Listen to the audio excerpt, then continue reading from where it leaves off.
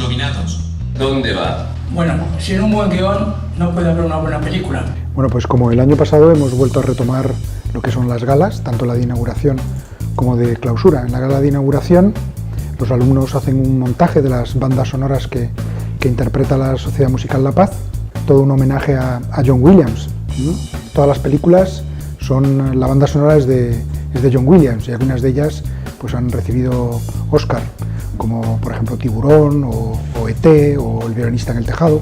Es un montaje muy interesante porque de lo que se trata es de sintetizar de alguna manera algo que dura 1 hora y media, 2 horas, pues sintetizarlo en 5 minutos, 10 minutos, depende de la pieza elegida por la banda de música de San Juan. Me parece genial lo que están haciendo los alumnos, de verdad, cómo están llevando la realización. Me gustaría que les diéramos un aplauso.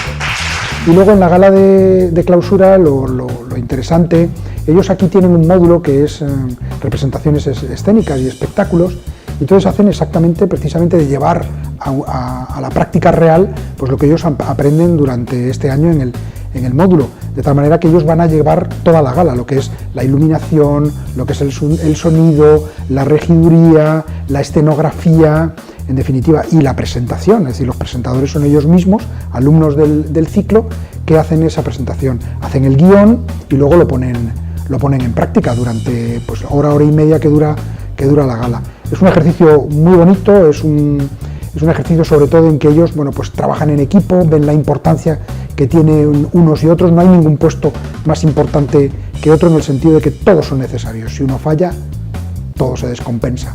Y es realmente algo que ellos al final lo aprecian, nos lo agradecen y para nosotros es una enorme satisfacción.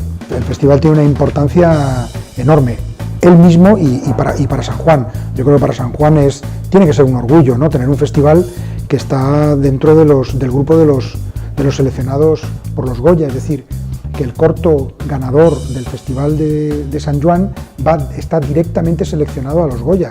Claro, eso es una cosa que muy pocos festivales, yo creo que 30 en toda España, tienen ese privilegio, ¿no? ¡Viva el cine! ¡Visca Sant Joan de la! Entonces, para los alumnos participar en un festival de la importancia que tiene por supuesto que lo es. Y luego además que es un festival de cine, ¿no?